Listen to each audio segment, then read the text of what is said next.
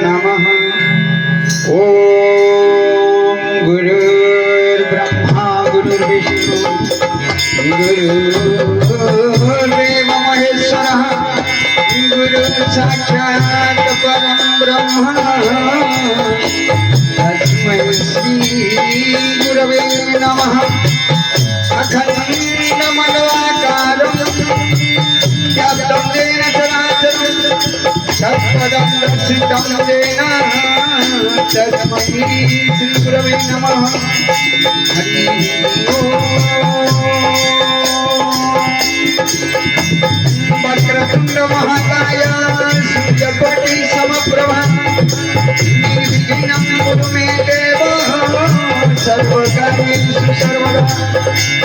विघ्नेश्वराय वरदाय सुरप्रियाय लंबोदराय सकलाय जगद्धिताय नगानाय श्रुतियाय विभूषिताय गौरीसुताय गणनाथ नमो नमस्ते। हरि ओम।